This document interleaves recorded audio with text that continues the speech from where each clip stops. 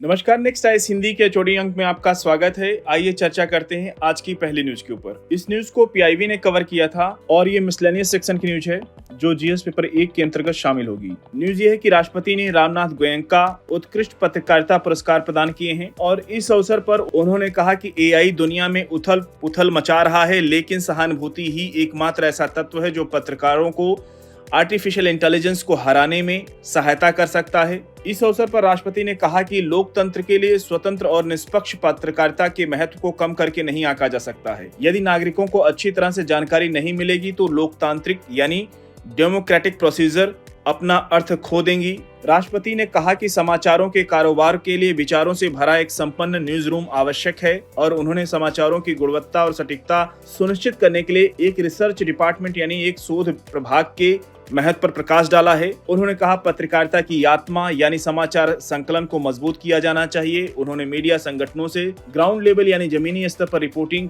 की संस्कृति को प्रोत्साहित करने के लिए अधिक संसाधन समर्पित करने का आग्रह किया है। देखिए, रोल ऑफ मीडिया या लोकतंत्र में मीडिया की क्या भूमिका है, पहले भी यूपीएससी ने निबंध से जुड़ा हुआ टॉपिक पूछा है, अभी भी आगे पूछ सकता है, इसलिए ऐसे से जुड़े हुए टॉपिक में आपकी ये अच्छी सहायता कर सकता है। अगली न्यूज की ओर बढ़ेंगे। इस न्यूज को द हिंदू ने कवर किया था। इकोनॉमी सेक्शन की न्यूज है जो जीएस पेपर 3 के अंतर्गत शामिल होगी। न्यूज ये है कि cabinet approves 1500 crore UPI incentive to banks. केंद्रीय मंत्रिमंडल ने वित्त वर्ष 2024-25 में 2000 से कम के यूपीआई पेमेंट के लिए 1500 करोड़ की इंसेंटिव स्कीम यानी प्रोत्साहन योजना की घोषणा की है। बैंकों को छोटे व्यापारियों को भुगतान के लिए 0.15% प्रोत्साहन मिलेगा, जिससे व्यापारी विदाउट मर्चेंट फीस यानी शुल्क के बिना यूपीआई को अपनाने को बढ़ावा मिलेगा। अगर बात करें इस योजना के उद्देश्य की तो सरकारी लागत को कम करते हुए यूपीआई के उपयोग को बढ़ावा यानी बूस्ट यूपीआई यूजर्स करना है। अब देखिए, यूपीआई हमेशा चर्चा में रहता है, इंपॉर्टेंट है। यूपीएससी ने 2017 में क्वेश्चन पूछा था, आइए इसके ऊपर चर्चा करते हैं। 2017 में यूपीएससी ने क्वेश्चन पूछा था, ए सीरीज का क्वेश्चन नंबर 43 था। क्वेश्चन ये था कि एकीकृत भुगतान अंतरपृष्ठ यानी यूपीआई यूनिफाइड पेमेंट इंटरफेस को क्रियान्वित करने से निम्नलिखित में से किसके होने की सर्वाधिक संभाव्यता है। 4 ऑप्शन दिए गए हैं, ये आपको बताना है। ऑप्शन ए, ऑनलाइन भुगतानों के लिए मोबाइल वॉलेट आवश्यक नहीं होंगे। ऑप्शन बी, लगभग 2 दशकों में पूरी तरह से भौतिक मुद्रा का स्थान डिजिटल मुद्रा ले लेगी। ऑप्शन सी, एफडीआई इनफ्लो में भारी वृद्धि होगी। ऑप्शन डी, निर्धन व्यक्तियों को सब्सिडीज का डायरेक्ट ट्रांसफर बहुत प्रभावकारी हो जाएगा। कृपया इस प्रश्न का उत्तर आप लोग अधिक से अधिक संख्या में कमेंट बॉक्स में देने का प्रयास कीजिए। आइए चर्चा करते हैं पिछले अंक में दिए गए प्रश्न के ऊपर। क्वेश्चन नंबर 19 था। क्वेश्चन ये पूछा था कि निम्नलिखित कथनों पर विचार कीजिए। 2 कथन दिए गए थे, उनमें से सही कथन आपको बताना था। कमेंट बॉक्स में आपके द्वारा दिए गए उत्तर से पता चल रहा था काफी लोग को कंफ्यूजन हो रही थी इस प्रश्न के ऊपर। आइए चर्चा करते हैं डिटेल में। पहला कथन है कि भारत के संविधान के अनुसार कोई ऐसा व्यक्ति जो मतदान के लिए योग्य है किसी राज्य में 6 माह के लिए मंत्री बनाया जा सकता है, तब जबकि वह उस राज्य के विधानमंडल का सदस्य नहीं है। देखिए, ये कथन बिल्कुल गलत है। क्यों गलत है? क्योंकि अनुच्छेद 164 भारतीय संविधान का जो आर्टिकल 164 सबसेक्शन 4 के अनुसार किसी व्यक्ति को किसी राज्य में राज्य विधानमंडल का सदस्य न होने पर भी अधिकतम 6 माह के लिए मंत्री बनाया जा सकता है, मगर उसे 6 माह के भीतर राज्य विधायिका का सदस्य निर्वाचित या मनोनीत होना होगा, अन्यथा वह मंत्री पद पर नहीं रहेगा। ये सब जानते हैं हम लोग, लेकिन कथन अभी भी सही नहीं है, क्योंकि भारत का संविधान कथन 1 में प्रयुक्त वाक्यांश एक व्यक्ति जो मतदान के लिए योग्य है की शर्त को स्पष्ट रूप से डिफाइन नहीं करता है, परिभाषित नहीं करता है, इसलिए पहला कथन गलत है। अब आइए बात करते हैं दूसरे कथन के ऊपर। दूसरा कथन है कि जन प्रतिनिधित्व अधिनियम 1951 के अनुसार कोई भी ऐसा व्यक्ति जो दांडिक अपराध के अंतर्गत दोषी पाया गया है और जिसे 5 वर्ष के लिए कारावास का दंड दिया गया है, चुनाव लड़ने के लिए स्थायी तौर पर निरस्त हो जाता है, भले ही वह कारावास से मुक्त हो चुका हो। देखिए, ये कथन गलत है। क्यों गलत है? क्योंकि जन प्रतिनिधित्व अधिनियम 1951 की धारा 8(2) के अनुसार कोई भी ऐसा व्यक्ति जो दांडिक अपराध के अंतर्गत दोषी पाया गया है और जिसे कम से कम 2 वर्ष के कारावास का दंड दिया गया है, वह व्यक्ति ऐसी सजा की तिथि से चुनाव लड़ने के लिए अयोग्य हो जाएगा, जिसके कारावास से मुक्त होने के बाद से 6 वर्ष की अतिरिक्त अवधि के लिए अयोग्य बना रहेगा। मान लीजिए उदाहरण के रूप में, अगर किसी व्यक्ति को सजा जनवरी 2024 में सुनाई गई, तब से लेकर अगर 2 वर्ष की अगर उसको सजा होती है, 2026 तक वो जेल में रहेगा और अगले 6 वर्षों तक वो चुनाव नहीं लड़ पाएगा, यानी 2032 तक वो लोकसभा का चुनाव नहीं लड़ पाएगा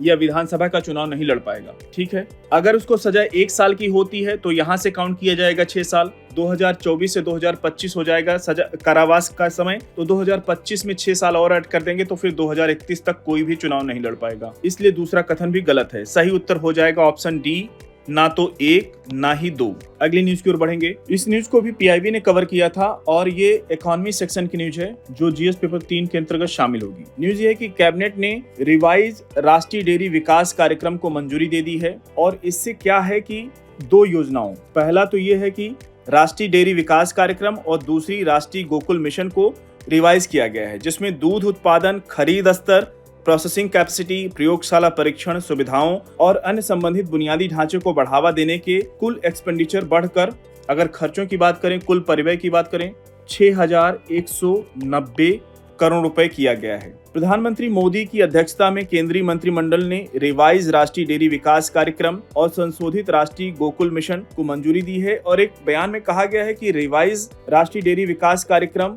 एक केंद्रीय क्षेत्र की यानी सेंट्रल स्पॉन्सर्ड स्कीम है को अतिरिक्त 1,000 करोड़ रुपए के साथ बढ़ाया गया है, जिसमें कि 15वें वित्त आयोग जो वित्त वर्ष 2021-22 से वित्त वर्ष 2025-26 की अवधि के लिए कुल बजट 2,790 करोड़ रुपए हो गया है। यह पहल डेयरी बुनियादी ढांचे के मॉडर्नाइजेशन और एक्सटेंशन पर केंद्रित है, जिससे इस क्षेत्र की निरंतर वृद्धि और उत्पादकता सुनिश्चित होती है। और संशोधित स्कीम में दूध खरीद, प्रोसेसिंग कैपेसिटी, बेहतर गुणवत्ता नियंत्रण सुनिश्चित करने के लिए बुनियादी ढांचे का निर्माण करके डेयरी क्षेत्र को बढ़ावा देना है और इसका उद्देश्य किसानों को बाजारों तक बेहतर पहुंच पाने, मूल्य संवर्धन के माध्यम से बेहतर मूल्य निर्धारण सुनिश्चित करने और सप्लाई चेन की क्षमता में भी सुधार करने में सहायता करना है। क्योंकि मंत्रिमंडल ने पशुधन क्षेत्र में विकास को बढ़ावा देने के लिए रिवाइज राष्ट्रीय गोकुल मिशन को भी मंजूरी दी है। तो कुल मिला के ये मेंस के पॉइंट ऑफ व्यू से इंपॉर्टेंट न्यूज है और प्री की भी।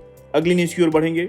इस न्यूज को भी पीआईबी ने कवर किया था और ये साइंस एंड टेक सेक्शन की न्यूज है जो जीएस पेपर 3 के अंतर्गत शामिल होगी। न्यूज ये है कि भारत ने उन्नत डॉकिंग चंद्र नमूना संग्रह के साथ चंद्रयान 4 मिशन की योजना बनाई है। लोकसभा में डॉक्टर जितेंद्र सिंह ने कहा, जो मंत्री हैं, आगामी मानव मिशन गगनयान के लिए कठोर प्रशिक्षण ले रहे 4 अंतरिक्ष यात्रियों में से एक ग्रुप कैप्टन शुक्ला को अंतर्राष्ट्रीय अंतरिक्ष स्टेशन के मिशन में शामिल होने के लिए चुना गया है और चंद्रयान 4 चंद्र डॉकिंग टेक्निक में अग्रणी होगा। भारत की नजर 2040 के चंद्र मिशन पर है और प्रधानमंत्री ने इस अवसर पर सुनीता विलियम्स को भी पत्र लिखकर शुभकामनाएं दी और भारत आने का उनको इनविटेशन भी दिया है। केंद्रीय मंत्री डॉक्टर जितेंद्र सिंह ने लोकसभा में उन्होंने एक सवाल के जवाब में कहा कि भारत की अंतरिक्ष महत्वाकांक्षाएं नई ऊंचाइयों पर पहुंचने वाली हैं। साथ ही आगामी चंद्रयान 4 मिशन के विषय में महत्वपूर्ण जानकारी दी। यह मिशन जिसमें कई एडवांस डॉकिंग टेक्नोलॉजी, चंद्र नमूना संग्रह शामिल होंगे। 2040 तक भारत के अपने स्वयं के अंतरिक्ष स्टेशन की स्थापना के लक्ष्य की दिशा में एक बड़ा कदम साबित होगा।